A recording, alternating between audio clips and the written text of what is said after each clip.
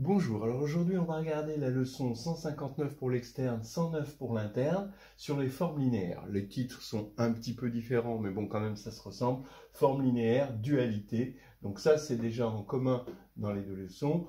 Dans la 109 on dit hyperplan, dans la 159 on va dire exemple. Bon, globalement ça se vaut pas mal. Alors, je vais tenter un 6 minutes, déjà dans le style de l'externe.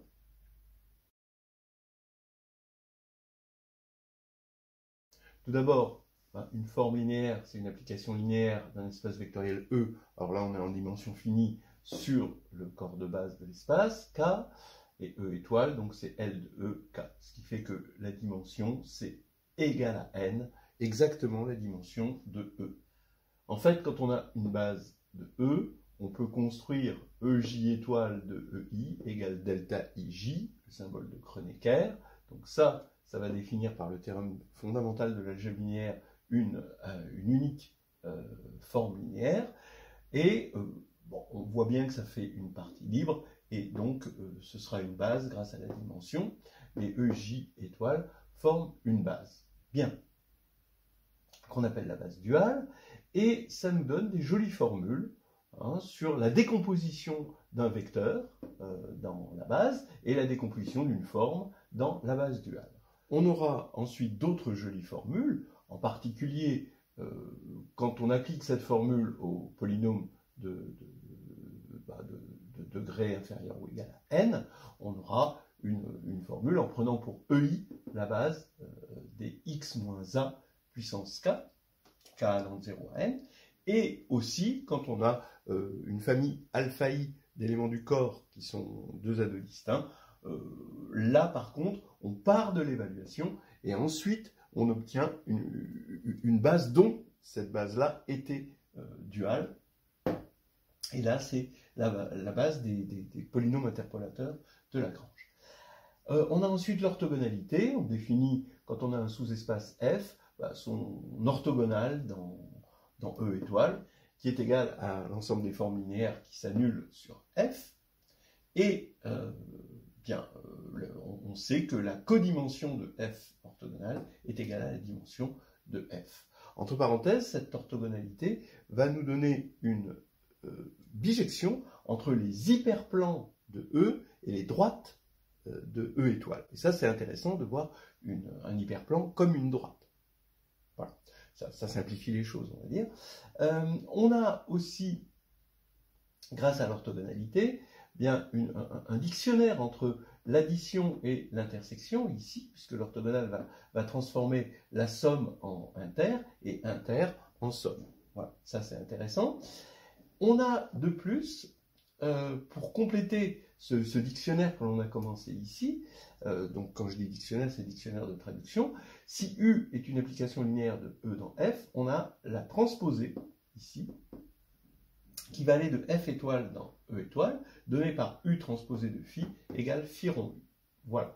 Et là, ça transforme le noyau en image, qui est l'orthogonale, et l'image en noyau. On voit bien que U est transformé en U transposé, un sous-espace est transformé en son orthogonale, une base est transformée en sa base duale, et c'est ça exactement la dualité, c'est cet échange.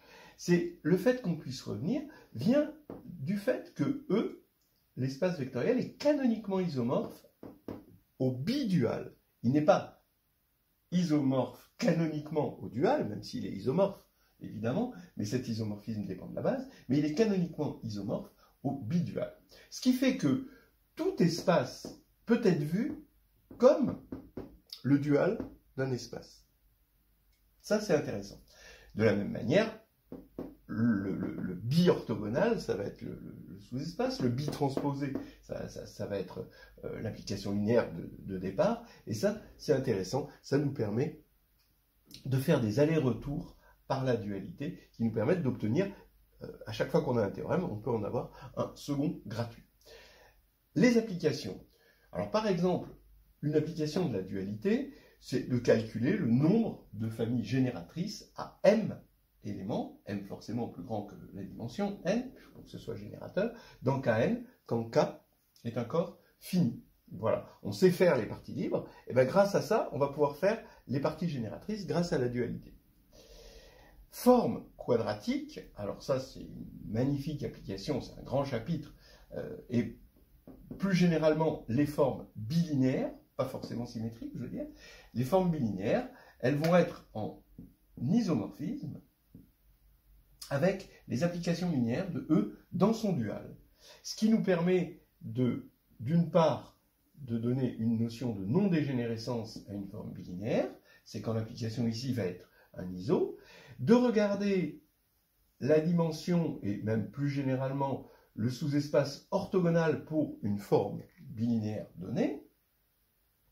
Ça va être en bijection avec l'orthogonale canonique qui a été définie ici, et ça nous permet de déterminer, de définir finalement la matrice d'une forme bilinéaire et d'avoir de la congruence, une notion de congruence qui va provenir de la notion de matrice d'une forme bilinéaire. Voilà, grâce à la matrice évidemment de ceci. Comme application, la forme trace AB, alors ça c'est une forme bilinéaire. Voilà, et on peut étudier cette forme, montrer qu'elle est non dégénérée sur l'espace des matrices, et comme application, des matrices NN, et comme application, montrer qu'on a des propriétés aux hyperplans de Mn de K. Ils contiennent toujours une matrice inversible, ça contient toujours, si on est sur R, une matrice orthogonale, et même une matrice de tout rang que l'on veut. Voilà. La dualité, alors là c'est plus difficile, est importante dans le théorème profond de décomposition de Frobenius. Et bon, voilà, j'arrêterai là pour le 6 minutes.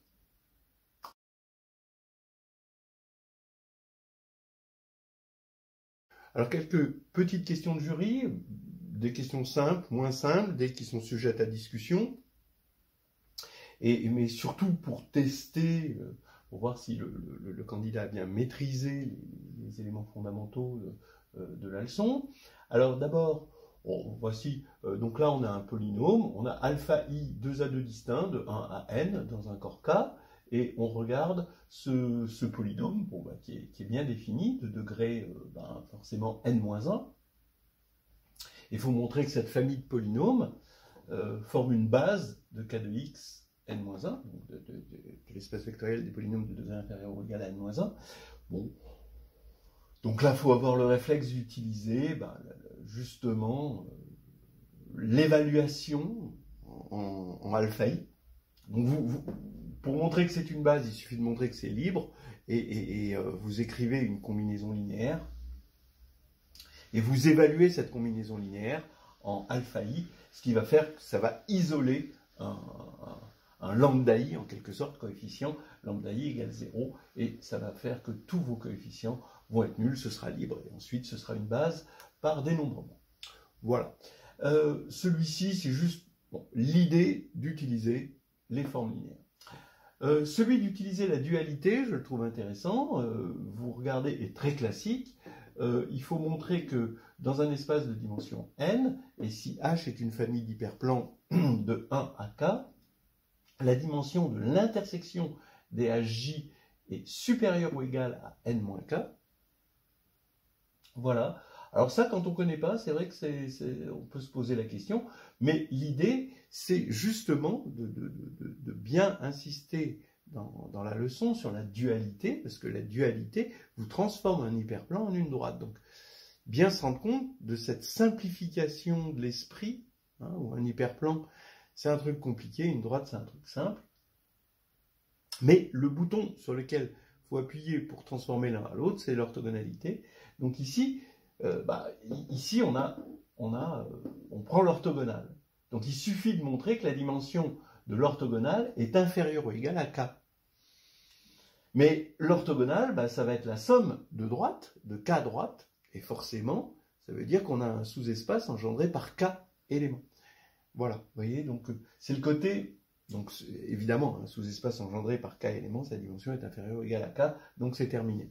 Donc ça, c'est le côté dualité, c'est-à-dire le petit bouton pressoir sur lequel on appuie pour transformer un théorème en un deuxième théorème. quand on a un théorème sur la dimension, un encadrement de la dimension de la somme de droites, eh ben, on a automatiquement un encadrement sur la dimension d'intersection d'hyperplans. Voilà, c'est tout simple, mais c'est des petites choses simples comme ça qu'il faut savoir dominer pour comprendre ce que c'est que la dualité. Soit F et G dans E étoile, il faut montrer que le produit de FG, alors évidemment, hein, ça veut dire quelque chose, le produit. A priori, E étoile est un espace vectoriel, mais on peut prendre le produit quand on est dans l'espace vectoriel des fonctions sur E, de E dans K. Donc, FG égale 0, et il faut montrer que ça implique F égale 0 ou G égale 0. Bon. Donc, on va supposer que F est non nul, il faut montrer que alors G égale 0. Donc si F est non nul, eh bien soit G est proportionnel à F, soit G est indépendant de F. Alors si G est proportionnel à F, d'accord, alors le fait que F soit non nul, d'accord, ça va faire que F est une partie libre. Donc peut se compléter en une base, et dont je vais prendre l'antédual, ou le dual, si j'ai compris la dualité, le fait que E était canoniquement isomorphe à son bidual. Si X est un vecteur quelconque de E, on va avoir X égale somme de XI EI, donc dans cette base antéduale, et forcément, en passant par E1 étoile et lambda E1 étoile qui est égal à G, ça va nous faire lambda x1 carré égale 0. Donc, comme x1 peut être pris non nul, forcément, ça veut dire que lambda égale 0. Alors, de la même manière, si G n'est pas proportionnel à F, alors G est indépendant, et donc, c'est pareil, on va avoir FG qui va former une partie libre du dual, donc on complète en une base, et là on va avoir x1, x2 égale 0, et ça c'est impossible parce que les xi peuvent être pris tous les deux non nuls, forcément. Et donc la seule possibilité c'est que G égale 0, puisque F est non nul. Voilà. Alors maintenant, on pourrait aller un petit peu plus loin dans cet exercice en remarquant quand même qu'il n'est pas si stupide que ça. Parce qu'il y a une situation où FGH peut être égal à 0. C'est sur, vous regardez sur Z sur 2Z. Hein, voilà Z sur 2Z au carré, le plan sur F2. Voilà. Et bien, vous avez 3 hyperplans.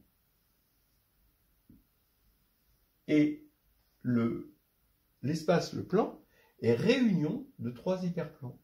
Donc si vous regardez les formes linéaires qui correspondent, qui s'annulent sur l'hyperplan, hein, puisque voilà, et ben vous prenez le produit, forcément le produit va s'annuler partout. Donc FGH, FG et H sont non nuls, hein, d'accord. F, c'est une forme, c'est la forme, je dirais, qui va s'annuler sur cet hyperplan, G sur cet hyperplan, H sur cet hyperplan. Donc elle existe, elle est unique, puisque c'est sur une droite, elle est unique à facteur près. Donc si on veut la prendre non nulle, elle est unique en fait, parce qu'on est sur Z sur 2Z, il n'y a qu'un seul élément non nul. Et donc vous avez forcément FGH égale 0, alors qu'ils sont tous les trois non nuls. Comme quoi cet exercice est pas tout à fait stupide, puisque quelque part il est un peu optimal. Caractéristique de K différente de 2. Bon, pourquoi? On va le voir. Il faut montrer que x2 plus y2 plus z2 est irréductible sur K. Incroyable. Incroyable.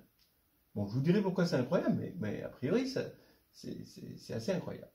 D'abord, vous pouvez remarquer que si la caractéristique de K est égale à 2, alors x2 plus y2 plus z2, ça fait x plus y plus z, le tout au carré, par Frobenius, et donc c'est réductible.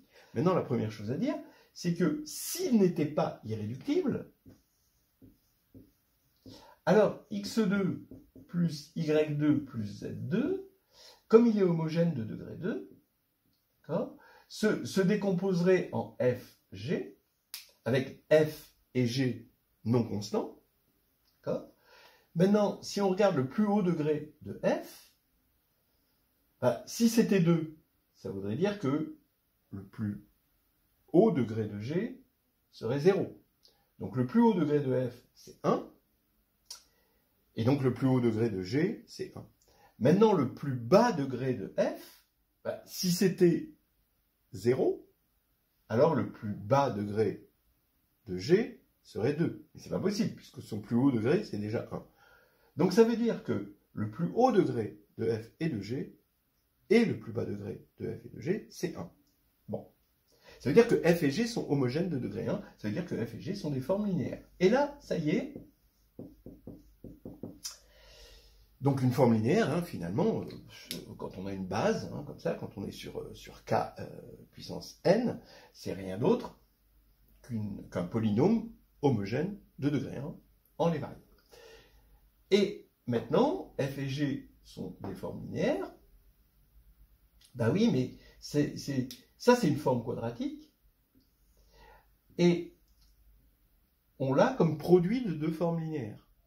Alors pareil, comme tout à l'heure, si g est proportionnel à f, alors forcément f non nul, sinon ça ce serait nul, alors que ça manifestement, ça ne l'est pas. Donc ici, vous auriez une forme quadratique lambda f au carré, et cette forme quadratique, on est en caractéristique différente de 2, on sait dire des choses sur les formes quadratiques, elle est de rang 1. Alors que celle-ci, on sait, elle est de rang 3. Voilà.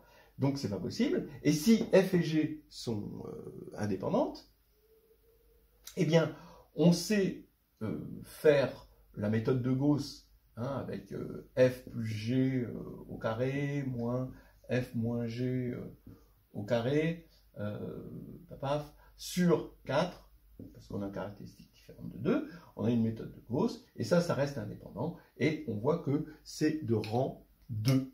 Voilà. Et donc, c'est pas possible, parce qu'ici, c'est de rang 3.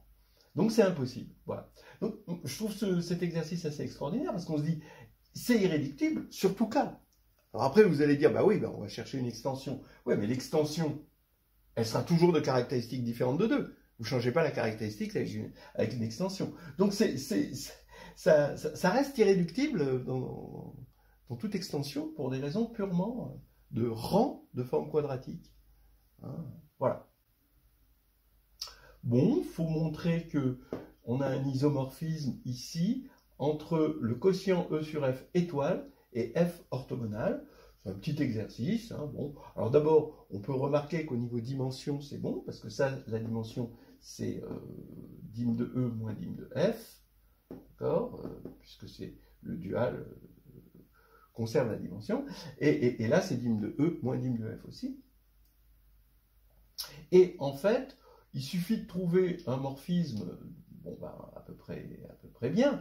Bah oui, on part d'un élément ici, phi, qui s'annule sur F.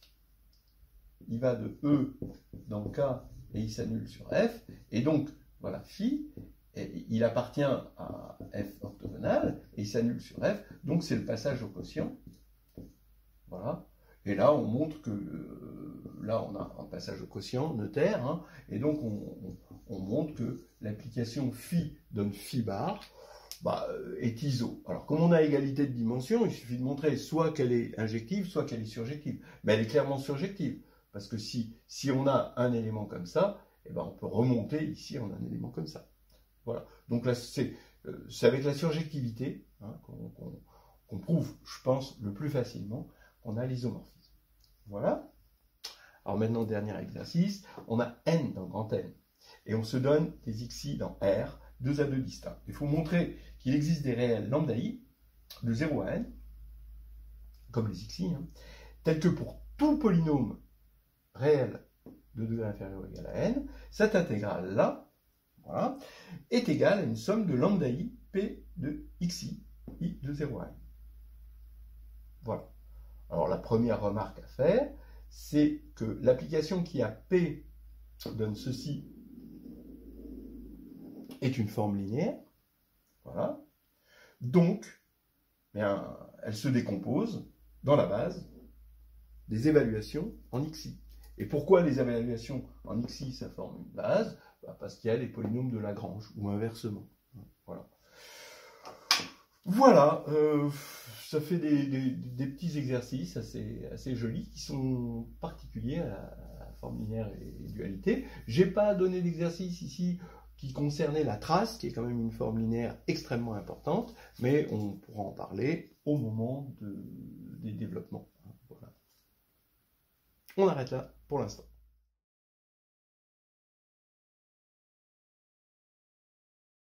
Donc on a fait le 6 minutes ainsi que quelques questions de jury. Voilà quelques propositions de développement qu'on peut trouver dans Carnet de voyage en algébrie, Nouvelle histoire hédoniste de groupes de géométrie et EuroX et NS. Alors, d'abord, un petit développement, bon, pas hyper ambitieux, mais très pertinent sur ce que veut dire le mot dualité. Nombre de familles libres à m éléments dans Kn, suppose que K est un corps de cardinal Q, hein, fini, versus le nombre de familles génératrices, cette fois-ci à n éléments dans Kn. Vous voyez cet échange, donc voilà, ça sent beaucoup la dualité. En fait, ce nombre, là ici, c'est la même chose. Voilà. Il y a une égalité. Voilà. Alors, quelle est l'idée ? Bon, ce que je proposerai dans le développement pour montrer l'égalité, d'abord, bon, combien y a-t-il de familles libres à m éléments dans Kn? Voilà. Donc là, on commence par calculer ce nombre n, indice nm, nombre de familles libres, d'accord? Et le théorème fondamental de l'algèbre linéaire nous les relie à des applications linéaires injectives. Et bien de quoi vers quoi? Ben de Km vers Kn. Voilà. Puis c'est là qu'on appuie sur le bouton dualité et qu'on va avoir des applications linéaires surjectives, cette fois-ci de Km vers Kn. Et comment? Ben, on a U donne U transposé. Donc il faut montrer évidemment que le noyau de U, quand vous prenez son orthogonale pour la dualité, ben, c'est l'image de la transposée de U. Ce qui fera que quand on prend le noyau de U, ben, comme c'est injectif, ça fait 0. Vous prenez l'orthogonale, ben, ça fait l'espace tout entier. Donc l'image, on va avoir quelque chose de surjectif. En partant de quelque chose d'injectif, on arrive à quelque chose de surjectif. Voilà. On réapplique le théorème fondamental de l'algèbre linéaire pour mettre ceci en relation avec les familles génératrices, mais cette fois-ci à n éléments, donc à n. Et on prend les cardinaux pour avoir une égalité avec n de mn génératrice. Voilà. Je le trouve assez... C'est une jolie suite de bijections qui sont très élégantes hein, et bon, qui peuvent donner lieu à un petit développement. C'est pas très difficile, mais c'est pertinent. Dans un hyperplan de Mn de K, deuxième développement qu'on peut trouver dans le carnet de voyage en algébrie, on peut trouver une matrice de rang R pour tout R. Donc vous prenez un R quelconque, bien sûr R entre 0 et n, il faut un R raisonnable, mais on peut trouver une matrice de rang R dans un hyperplan donné. Voilà. Alors, l'idée, et ça c'est une idée à développer, j'en avais pas parlé dans le 6 minutes, puis parce que je pensais en parler ici, c'est que on a la trace ici qui fournit une forme bilinéaire symétrique, trace de AB. Donc il y a AB, donc sur Mn de K, donne trace de AB. C'est évidemment linéaire à gauche, linéaire à droite, c'est symétrique parce que trace de AB est égale à trace de BA, et donc bah oui, on va avoir une forme bilinéaire, donc un morphisme qui a A donne trace de A truc. Et ce morphisme, il va mettre en relation Mn de K et son dual. Voilà. Ça, c'est l'application qui a M donne trace de AM. Donc, c'est une forme linéaire. Et en fait, on montre que cette forme linéaire est non dégénérée. Donc, on a un isomorphisme ici. Et comment on interprète un hyperplan? Un hyperplan, c'est le noyau d'une forme linéaire, a priori non nulle, même si là, on ne s'en sert pas. Donc en fait, par ce biais, il suffit de trouver, donc on récupère une matrice A, et il faut trouver un M qui est de certains rangs R, tel que trace de AM est égale à 0, avec M de rang R, où R est fixé. Et là, on applique le théorème du rang à A, qui fait que c'est équivalent à la matrice IR avec R1 sur la diagonale, et on travaille là-dessus. C'est pareil pour la matrice orthogonale, où A, on va prendre sa décomposition polaire. Attention, c'est une décomposition polaire de matrice qui n'est pas forcément inversible. Donc il y a un petit twist dans la décomposition polaire. Voilà. Troisième développement. Alors celui-ci, il est dans Nouvelles histoires hédonistes de groupes et de géométrie. On a eu un endomorphisme sur un corps K quelconque, et X, il se trouve qu'il y a un théorème qui dit que ce X existe, tel que le polynôme minimal de U local en X est égal au polynôme minimal de U. Qu'est-ce que c'est que mu U, c'est l'unique polynôme minimal pour la divisibilité, unitaire, tel que P de U égale 0. Lui, c'est la même chose, mais c'est pas P de U égale 0, c'est P de U de X, qui est égal à 0. Et le P de U, ici, c'était l'endomorphisme nul, le P de U de X, c'est le vecteur nul. Voilà. Et on sait, on sait l'existence. Bon, on l'admet parce que quand même, sinon, ça ferait peut-être un peu trop dans un développement de 15 minutes de montrer, et surtout, ce serait déconnecté du monde des formes linéaires. Alors, quand on a ce X, on va avoir le plus petit sous-espace U stable engendré par X. En fait, qu'est-ce que c'est que ce plus petit sous-espace U stable engendré par X? Il est engendré par U de X, si U de X ici est libre avec X, jusqu'à U d-1 de X, et on va prendre des minimales telles que ceci soit une partie libre. Et on arrive à montrer que ça, c'est bien le plus petit, ce sous-espace-là, par minimalité de D. Ça veut dire que quand on va rajouter UD de X, ce sera une partie liée. C'est bien un sous-espace U stable, et c'est forcément le plus petit. Eh bien, ce sous-espace, parce qu'on a choisi X comme ceci, va admettre un supplémentaire stable. Alors bon, bien sûr, je ne vous fais pas la pub pour ce théorème, c'est énorme, c'est le lemme de base, on pourrait l'appeler le lemme de Frobenius, parce que c'est le lemme de base qui permet de construire la fameuse décomposition de Frobenius, qui est un théorème profond, qui est un des théorèmes les plus profonds dans la réduction. Et donc, ça nous permet d'avoir un sous-espace stable. Un sous-espace stable, ça se voit parce que matriciellement, vous avez ici un 0, mais en général, on a un supplémentaire non stable. Les supplémentaires sont non stables. Alors que là, on est sûr d'avoir un supplémentaire stable, c'est-à-dire qu'ici, au lieu d'avoir une étoile, on a 0. D'accord ? Donc vraiment, au niveau de la décomposition, on assure un maximum de 0 dans la matrice. Voilà. Alors, quelle est l'idée? Et en quoi c'est relié aux formes linéaires? C'est que la preuve consiste à utiliser une forme linéaire importante et consiste à travailler, c'est-à-dire que ce sous-espace ici stable va être l'orthogonale d'un sous-espace qu'on va construire dans le dual.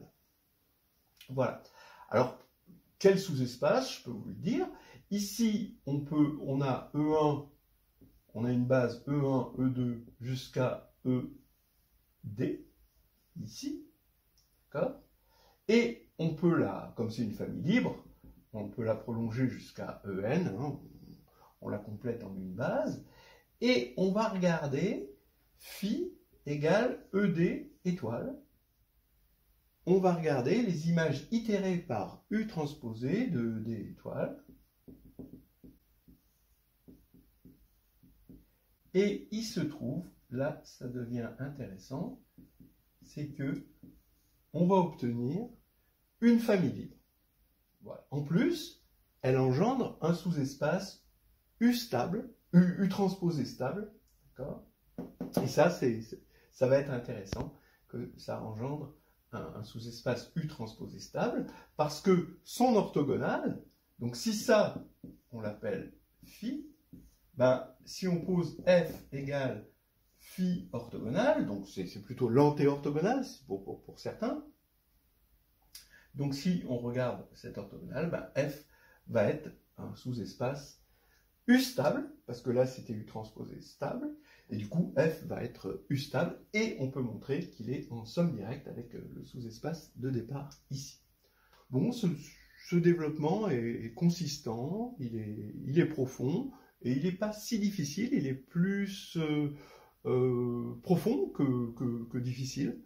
Ce qu'il y a, c'est que quand on attaque ça, il vaut mieux connaître un peu la décomposition de Frobenius. En fait, ce sont ces développements qui font partie d'un tout dont on va s'intéresser parce que ce sont des lemmes fondamentaux dans un certain contexte, mais c'est bien de connaître un petit peu le contexte, c'est-à-dire le théorème de décomposition de Frobenius avec son unicité, même si on ne connaît pas les preuves. L'unicité de la preuve dans le théorème de décomposition de Frobenius est assez difficile. Donc voilà, je ne vous conseille pas d'aller jusque-là, mais cette partie-là est sympathique et tout à fait pertinente dans cette leçon. Alors, dernier développement, on a ON de R, donc le groupe orthogonal, et on regarde son enveloppe convexe. Bon. Alors, vous devez peut-être savoir qu'il y a un théorème de Carathéodory qui assure que cette enveloppe convexe, comme ON est un groupe compact, en fait, est un ensemble compact, alors l'enveloppe convexe va rester compacte.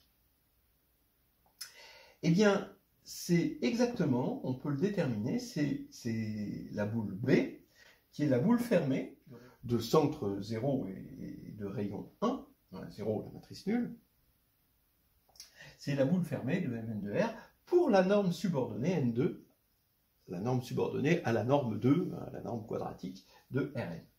Voilà. Alors, bon, comment on fait? D'abord, en gros, ON,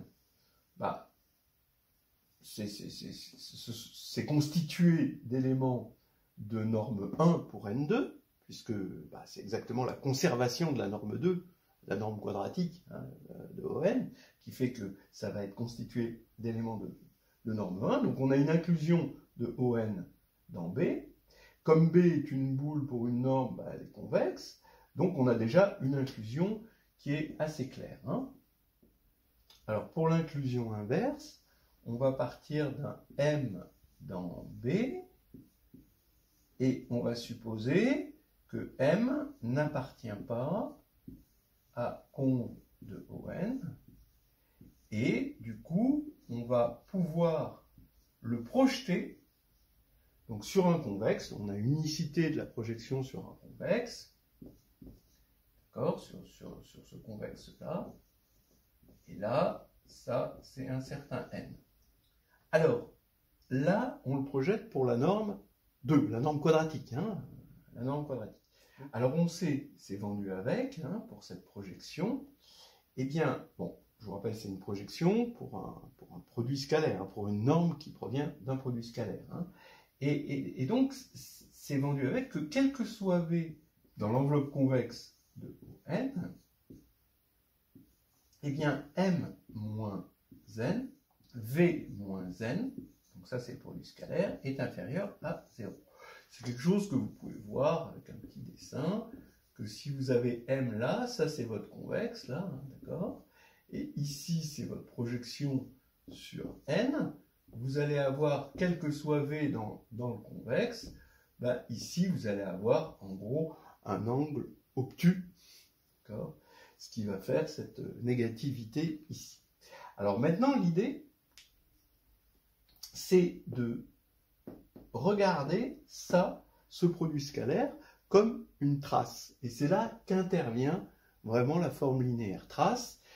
Alors, c'est intéressant de remarquer, donc c'est une trace de quoi? Ça, c'est la trace de M-N transposé fois V-N. Voilà, pour la norme 2. Hein. Donc ça c'est égal à trace de M-N transposé fois V-N. Voilà, et c'est ça qui va être négatif. Et là, on va jouer un petit peu comme dans ce développement-là, avec le fait que la trace de AB est égale à la trace de BA. D'ailleurs, c'est intéressant de démontrer que la trace, elle est unique à scalaire près, à vérifier justement cette propriété que trace de AB égale trace de BA. Parce que là, on va s'en servir énormément pour trouver une contradiction en appliquant à cette matrice A, eh bien, la décomposition polaire. Voilà. On peut rajouter d'ailleurs, entre parenthèses, pour la culture, que si ON, son enveloppe convexe, c'est B, on peut caractériser ON dans B parce que c'est exactement, ON est exactement l'ensemble des points extrémaux de B. Voilà. Ça fait quelque chose de très très joli qu'on peut trouver dans OROX et NS.